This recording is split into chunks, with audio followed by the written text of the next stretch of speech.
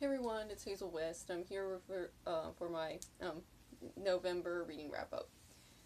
Because that was a writing month for me for NaNoWriMo, which I did get to. If you've been following my blog and social media, I did not get a lot of chance to read. So in reality, I actually only read 3 novels and several short stories.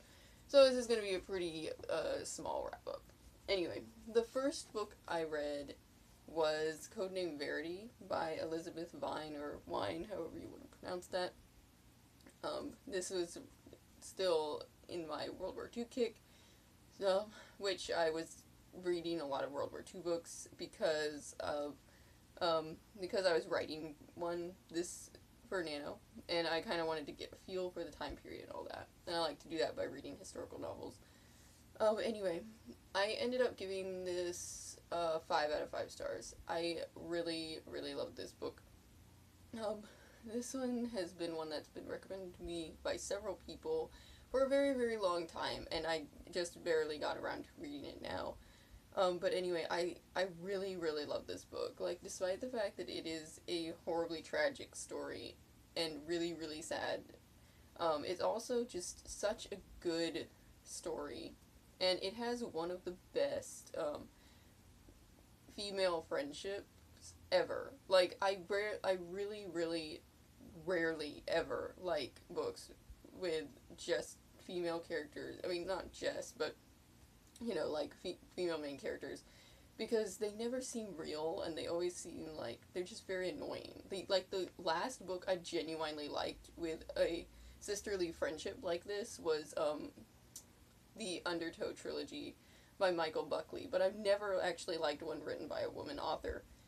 But anyway, I really, really liked Verity and her friend. They were fantastic. They were just like Verity's narration was just so, it was very quirky and funny, and it kind of gave a nice little bit of lightness and sarcasm to the otherwise dark atmosphere. But there's so much I liked about this. If you have not read this book yet and you really like World War II stuff, I highly recommend it. Like, it's, this one should not be missed. And I've read some of Elizabeth Vine's books before, and I've always liked her writing style. It's kind of different a lot of times. And this one was written as a series of letters or journal entries, or in Verity's case, her confession, when she was captured as a spy. But I just loved I actually really, really liked the way the narrative style. It takes a little bit to get into, but once you do, I think you'll be gripped by the story. After that, I picked up Kenneth Obel's new book, Every Hidden Thing. Um, I've always been like a longtime fan of Kenneth Obel, but this one I was not really excited about. Excuse me. Um, it was just, I honestly found it really boring. Um, which I usually do not find his books boring. Like, I mean, I think the last one I read, which was Such Wicked Intent, I wasn't really fond of that one either. I mean, it's compared to his other books, but at least that one was still, like, typical of his books, like, pretty exciting and all. This one, however, was just plain boring. Like, it's supposed to be about the paleontologists back in the 1800s. And, of course, you have two rival paleontologists. That one is the father of Sam, who's the boy in this, and the other is the father of the girl, Rachel. And so, obviously, it's kind of like a Romeo and Juliet thing, but in reality, even though I hate Romeo and Juliet, that was more interesting than this. Um, Essentially, all this is their father's doing petty, childish things, um, and them trying to make their, and then Sam and Rachel kind of like forming a relationship, and then trying to make their own way over, in the world and get away from their fathers. And that would have been okay if it hadn't had just kind of bleh conclusion. Like, what, like, if you don't want spoilers, like, don't watch the rest of this review, but if you don't mind, because I can't really explain it otherwise, but, essentially what happens is that they run off back to town, and they get married, which is just kind of weird to me. And then all that follows is them, like, going out on the search of the, giant Tyrannosaurus Rex skeleton that they think is there because of an old, Native American legend, which that was the only cool part. And then there's just, like, I don't know, them trying to, like, work through their doubts of being together, and, like, their fathers are up after them, and it's just weird. I don't know. I'm not into, like, teenage rebellion stories, and this, or coming of age stories, if they don't have, like, a good purpose behind them. So I wasn't really thrilled with this.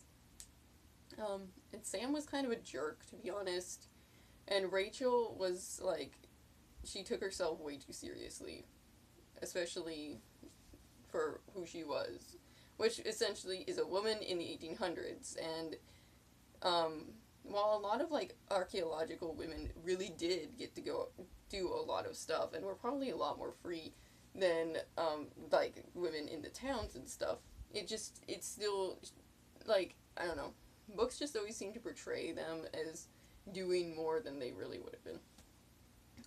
Anyway, and then of course there's just the multiple scenes of really, really, really awkward teenage sex, and I was like, please no. So, yeah, I was definitely not into that. So, after I finally finished this book, which took me most of the month, I, I think I decided on, I don't know, it's either 3 out of 5 stars because like, I did enjoy the setting. The setting was interesting. But I'm more leaning toward, like, 2.5 stars. Because it was just, blah. But anyway. After that, I picked up, Side Jobs by Jim Butcher, because I really wanted, like, some short stories to read, and this one is a collection of short stories that are, kind of, like, that are set between the novels of the Dresden Files. And I'm going to kind of give you a short synopsis on all the ones that I did. So the first one was A Restoration of Faith. And that one is like a pre-series one.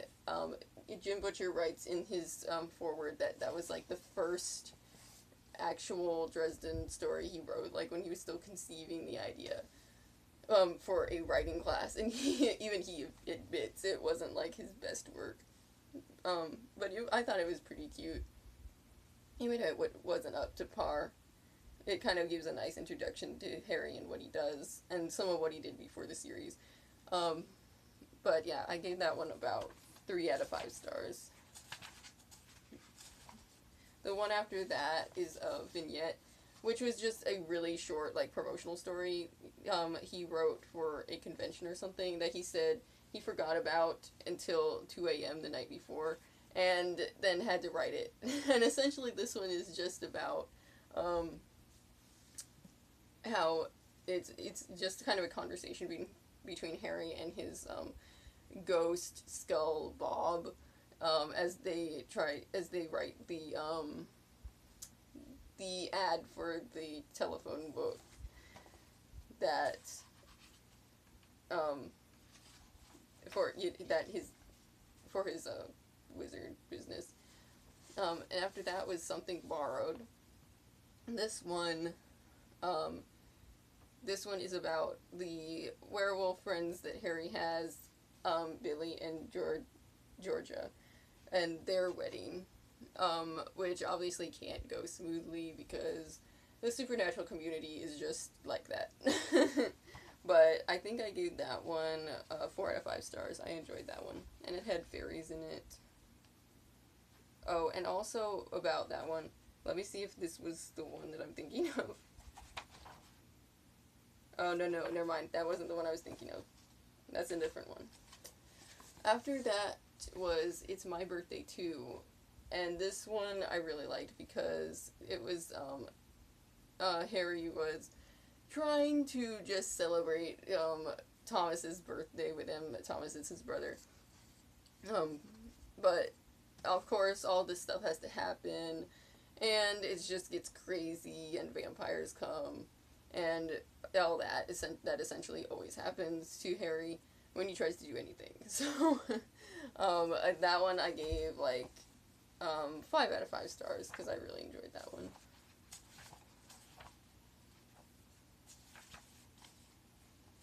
After that one was Heorot, which is the one I was thinking of. Um, this one was really cool because we not only got to see more of one of the characters, like the side characters, who is kind of pseudo good, pseudo bad. I mean, they worked with Harry, but it's not really like a actual relationship. And her name was Guard, and she essentially is a Valkyrie. Um, so that's really cool, and she works for like the big mob boss, Johnny Marcone. So they've crossed paths before, but in this one, she helps with Dresden rescue a girl from essentially one of the spawn of Grendel, from Beowulf. So it was a really cool one because I've always been a huge fan of Beowulf as an epic, and I really liked seeing more of Guard's character because I think she's pretty awesome, and so I gave that one 5 out of 5 stars again.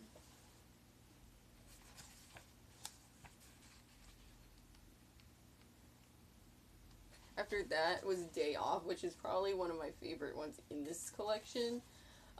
Because it was just essentially Harry trying to have just a normal day and get ready for a date he has. Of course, everything has to go wrong, but this was so hilarious. Like, just from all the problems he has to fix to, like, everything else. It was just so funny. Um, but yeah, this was probably my favorite one that I've read so far in this. So definitely gave this one 5 out of 5 stars. After that was Backup, and this one is, I think this is the one I'm thinking of. Yes, it is. This one was really cool because it was written from Thomas's point of view. Sorry, got allergies. Um, and I really enjoyed reading Thomas's voice. And I wish that Jim Butcher would actually split some of his novels between Harry and Thomas, or maybe Harry and even some of the other characters, like like Rob Thurman did for the Caliandro series, to get more than one side of the story. I mean, I adore Harry's narration, but sometimes I like getting more than one side of the story too. Unless he has done that in the later books, and I just haven't gone to those yet. But anyway, I really enjoyed this one because it goes also into the Oblivion War, which has been talked about quite a bit, which is it's based around the vampires and all that stuff. But it's really kind of cool to find out more about that and what goes on behind the scenes, and how Thomas and Harry can work together and still pretty much not work together. But anyway, so that was the last one I read. I gave that one another 5 out of 5 stars. And after that, I finally picked up Blood for Blood by Ryan Groden. This was the sequel to Wolf for Wolf, or Wolf by Wolf, sorry, which I read last month and really loved. I love this one just as much. It's really just a continuation and conclusion of the story. So it is a duology. I was wondering about that. But anyway, I adore this book. And I really liked how this one, you got to hear stuff from Felix and Luca's point of view too. But, oh man, I can't really say much about it because I don't want to spoil it, but this was just really awesome and sad, and then more awesome. But I really liked the conclusion, and I kind of saw, like, where it was going anyway. So I was very happy with this. Yale is probably one of my new favorite female heroines because she's just so awesome. I love her so much. And I just like her attitude towards everything. Even in this one, where her and Luca start to have kind of a more romantic relationship, there really isn't time for it to get annoying. Like, it's just kind of a mutual, respect, and, you know, it's a mutual feeling, but it's not like they don't have time to just sit around and be mushy about it. which are my favorite kind of books. But yeah, 4 out of 5 stars for this one. I'm just really really excited about this series, and I'm not sure what her other series is about, but I may like to try that too, just because I love her the way she writes her characters, and the way she just forms worlds and stuff. Um, so I was very happy I picked these up, and I highly recommend them to anyone who has not read these yet, because I think they're just really good books. So that's all for the wrap up, and I'll be back next month in December. Or probably in January, actually, to do my December wrap up. But anyway, I hope you guys all have a really good holiday season, and just try to relax for Christmas, because I know that's always a hard part for me. Um, and let me know what you're reading. Like, if you get to read any like nice Christmassy, wintry books, let me know, and let me know what your favorites are, because I may be able to pick some up. Anyway, so I'll talk to you later. Bye.